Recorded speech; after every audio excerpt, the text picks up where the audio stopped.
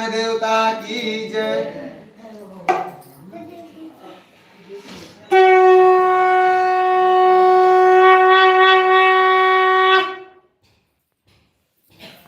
द्वितीयोऽध्याय श्रुत उवाच अतानि संसर प्रक्ष्यामि चित्तं येन पुरादिजकसिद्धिकास्ति पूरे रम्ये हासिक्तं नजो प्ररिवर्धनं ऋतून् मुनिय व्याकुलो मुकुट्मामृत प्रमां भूतले दुःखित ब्राह्मण त्रिश्वाहनं तो यत्र ब्राह्मण प्रिय वृद्ध ब्राह्मण स्वरूप प्रपंचित जिमाचरात की मत ब्रह्म से विप्रमहि नित्यम तो घोषित।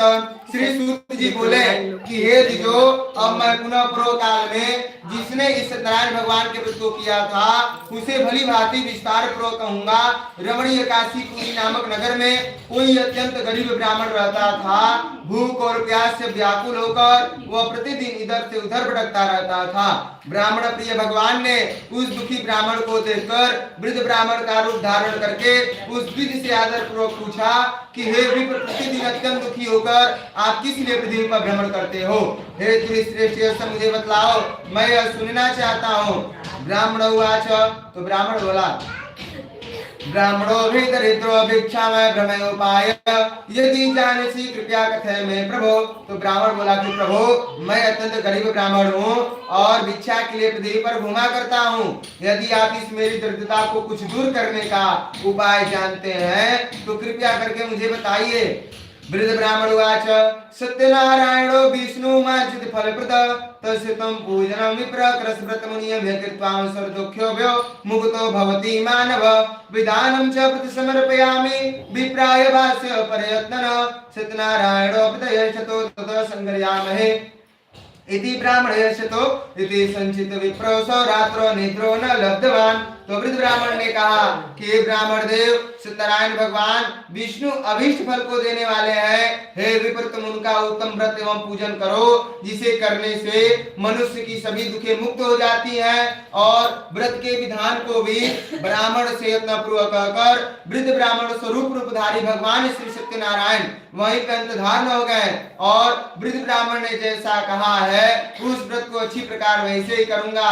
यह सोचते हुए उस ब्राह्मण को रात में नींद नहीं आई और दूसरे दिन वह प्रातः काल उठकर भगवान श्री सत्यनारायण का व्रत करूंगा ऐसा मन में संकल्प करके वह ब्राह्मण भिक्षा के लिए निकल पड़ा।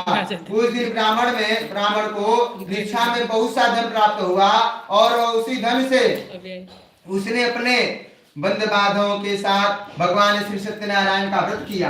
और इस व्रत के प्रभाव से वह श्रेष्ठ ब्राह्मण सभी दुखों से मुक्त होकर समस्त संपत्तियों से संपन्न हो गया।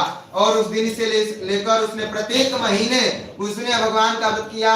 और इस प्रकार भगवान श्री सत्यनारायण के इस व्रत को करके वह श्रेष्ठ ब्राह्मण सभी दुखों से मुक्त हो गया और उसने दुर्लभ मोक्ष व्रत को प्राप्त किया।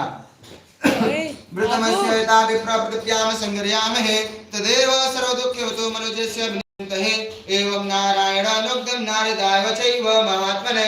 उन्होंने कहा कि हे विप्र, पृथ्वी पर जब कोई भी मनुष्य भगवान श्री सत्यनारायण भगवान के व्रत को करेगा उसी समय उनके समस्त दुख नष्ट हो जाएंगे।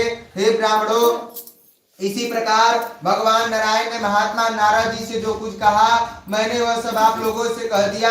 आगे अब क्या कहूँ? ऋषि उवाचम तस्मान् ज्ञाता विप्रानहं केन पृथिव्यां चरितं मुने तत्सर्वश्रोतुमिच्छामहं श्रद्धा स्मारकं प्रजायते।